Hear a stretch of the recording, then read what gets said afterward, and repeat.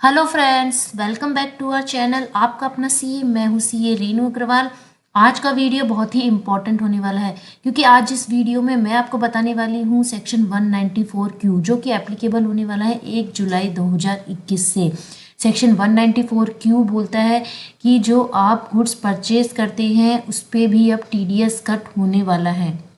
तो ये सेक्शन किन बायर्स पे एप्लीकेबल है, क्या थ्रेशोल्ड लिमिट है, सभी चीज़ें हम इस वीडियो में डिस्कस करेंगे। तो वीडियो में लास्ट तक बने रहिए। और यदि आपने अभी तक हमारा चैनल सब्सक्राइब नहीं किया है तो इसी तरह के लेटेस्ट अपडेट्स देखने के लिए हमारे चैनल को सब्सक्राइब कर लीजिए और बेल आइकन पे क्लिक कर लीजिए जिससे मेरी वीडियोज़ का रेगुलर अपडेट आपको मिलता रहे।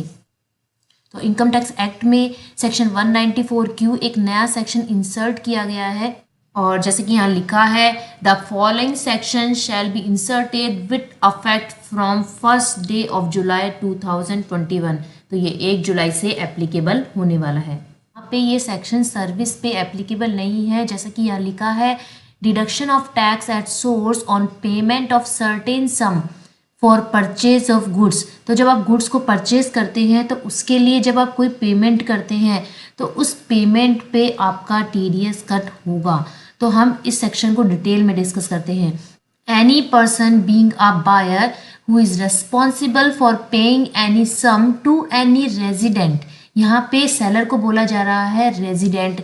इस रेजिडेंट का मीन ये है कि यदि आप इंपोर्ट ऑफ गुड्स को इंपोर्ट करेंगे तो ये सेक्शन एप्लीकेबल नहीं होगा।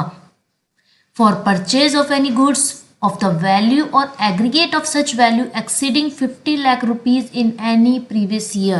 तो यदि किसी प्रीवियस ईयर में आप 50 लाख से ज़्यादा की वैल्यू का गुड्स परचेज करते हैं, एग्रीगेट ऑफ सच वैल्यू पूरे साल में 50 लाख से ज़्यादा का गुड्स परचेज करते हैं तो उसके लिए यदि आप कोई पेमेंट करते हैं तो उस पेमेंट पे आपका TDS कट होगा। Aggregate of such value exceeding 50 lakh rupees in any previous year shall at the time of credit of such sum to the account of the seller or at the time of payment equal to 0.1% of such sum exceeding 50 lakh rupees। तो 50 लाख से exceed होते ही आपकी उस payment पे 0.1% की rate से TDS cut होगा। कब होगा? क्रेडिट और payment which ever is earlier. तो मैं आपको समरी में बता देती हूँ कि यदि आप कोई गुड्स परचेज करते हैं सेलर से, तो यदि आपकी जो गुड्स परचेज किया है उसके लिए यदि आपने 50 लाख से ज़्यादा का पेमेंट किया है तो वो जितना ज़्यादा पेमेंट किया है उस पर 0.1% की रेट से TDS कट होगा। मैं आपको एक एग्जांपल से समझाती हूँ। जैसे मिस्टर ए ने मिस्टर बी से गुड्स परचेज किया, तो मिस्टर ए ने 60 लाख का गुड्स परचेज किया पूरे होल ऑफ द ईयर में, तो TDS किस पे कट होगा? 10 लाख पे। 50 लाख से एक्सीड हुआ तो 10 लाख पे 0.1% की रेट से TDS कट होगा। अब हम ये बात करते हैं कि क्या ये सभी बायर पर ये सेक्शन एप्लीकेबल है। तो हम एक्सप्लेनेशन को देखते हैं। Buyer means a person whose total sales, gross receipt और turnover from the business carried on by him exceed 10 crore rupees during the financial year immediately preceding the financial year in which purchase of goods is carried out। तो यहाँ पे बताया है कि ये सभी buyer पे एप्लीकेबल नहीं है। ऐसे बायर जिनका टर्नओवर, सेल्स और ग्रॉस रिसिप्ट 10 करोड़ से एक्सीड है उन्हीं बायर्स पे ये एप्लीकेबल है। सेल्स, ग्रॉस रिसिप्ट और टर्नओवर है ये कौन से ईयर की? प्रीसीडिंग फाइनेंशियल ईयर की, मतलब प्रीवियस ईयर की। अभी हमारा फाइनेंशियल ईयर चल रहा है 2021-22, तो हमारा प्रीवियस ईयर हुआ 2020-21। तो 2020-21 में यदि आपकी सेल्स, ग्रॉस रिसिप्ट और टर्नओवर 10 करोड़ को एक्सीड करते हैं तभी 194Q आप पे एप्लीकेबल होगा। तो ऐसे बायर्स जिनका टर्नओवर, सेल्स और ग्रॉस रिसिप्ट 10 करोड़ से कम है वो इस सेक्शन के अंडर में आते ही नहीं है, वो इस सेक्शन से बाहर हो गए। मैं आपको एक एग्जांपल से और समझाती हूँ। मान लीजिए आपने अप्रैल, मई और जून में परचेज की 30 लाख की और नेक्स्ट मंथ्स में भी जुलाई, अगस्त, सितंबर में भी आपने 40 लाख की परचेज कर ली।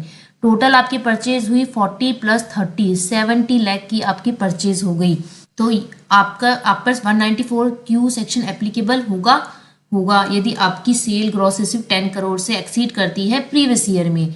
तो आप पर जो 0.1% से TDS कट होगा वो कौन से अमाउंट पे होगा, 70 लाख माइनस 50 लाख। तो आप पर जो 20 लाख है उस पे 0.1% की रेट से TDS कट होगा 20 लाख पर। एक पॉइंट और क्लियर करना चाहूँगी कि जो हमारा इनवॉइस आता है वो GST इंक्लूड करके आता है। तो क्या ये जो TDS कट होगा वो GST पे भी कट होगा? नहीं, 0.1% की रेट से जो आपका गुड्स की परचेज पे TDS कट होगा ये GST को एक्सक्लूड करके डिडक्ट होगा। GST पे कोई TDS कट नहीं होगा। अब हम देखते हैं कि ये जो प्रोविज़न है सेक्शन 194Q का ये किन किन पे अप्लाई नहीं होगा। जैसे कि यहाँ पे 5th में पॉइंट में लिखा है the provision of this section shall not apply to a transaction on which tax is deductible under any of the provision of this act. इस एक्ट के किसी भी प्रोविजन पे आपका कोई टैक्स डिडक्ट हो रहा है तो भी सेक्शन 194Q एप्लीकेबल नहीं होगा। Tax is collectable under the provision of section 206। Section 206 के प्रोविजन के अंडर में यदि कोई टैक्स कलेक्ट हो रहा है तो भी सेक्शन 194Q अप्लाई नहीं होगा।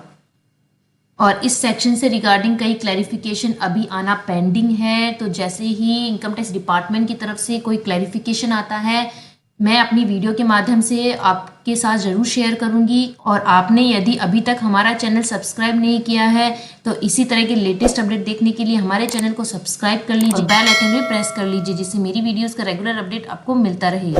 तो मिलते हैं इसी तरह की एक इम्पॉर्टेंट वीडियो के साथ। Thank you.